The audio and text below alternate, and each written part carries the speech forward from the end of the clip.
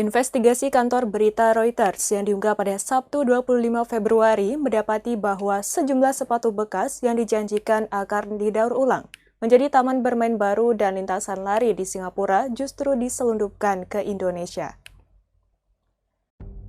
Reuters menemukan setelah memasang alat pelacak di 11 sepatu bekas yang disumbangkannya ke program daur ulang oleh pemerintah Singapura dan perusahaan petrokimia raksasa Dow Corporation asal Amerika Serikat. Dow adalah produsen utama bahan kimia untuk membuat plastik dan bahan sintetis lainnya, juga memproduksi karet silikon dan plastik untuk sol sepatu.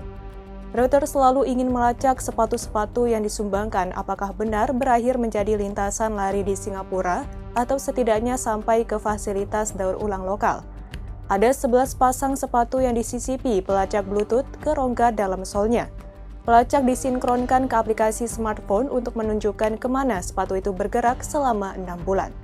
Semua sepatu ditaruh di tong sumbangan yang berbeda di sekitar Singapura selama 14 Juli hingga 9 September 2022. Sepatu pertama yaitu Nike biru ditemukan meninggalkan Singapura untuk dibawa ke Batam.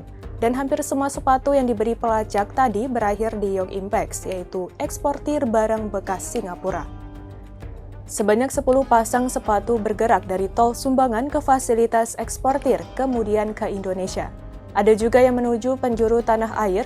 Wartawan Reuters yang melacak sepatu-sepatu itu mengungkapkan 3 pasang sepatu, termasuk Nike biru, ditemukan di Jakarta dan Batam, dan 4 pasang di lokasi yang terlalu jauh dilacak. Dalam 3 kasus lainnya, pelacak berhenti mengirimkan sinyal setelah mencapai Indonesia. Manajer Young Impex mengatakan pihaknya disewa oleh perusahaan pengelola limbah yang terlibat dalam program daur ulang untuk mengambil sepatu dari tempat sumbangan lalu dikirim ke gudang lokal.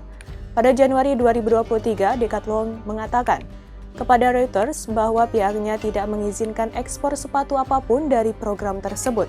Sedangkan Standard Chartered dan PT Sport tidak memberikan komentar. Importir dapat dijerat Undang-Undang Perdagangan dan Perlindungan Konsumen yang sanksinya mencakup penjara dan denda. Namun, dia mengungkapkan sejauh ini satu-satunya tindakan yang dilakukan Kemendag RI adalah mencabut izin impor, menyita dan menghancurkan pakaian bekas. Sebanyak 2 pedagang pasar di Batam yang meminta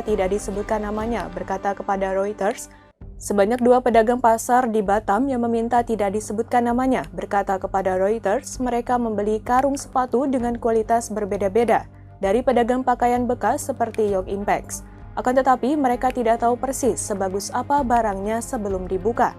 Mereka tidak jarang membuang setengah dari sepatu yang diterima karena kualitasnya tidak cukup bagus untuk dijual.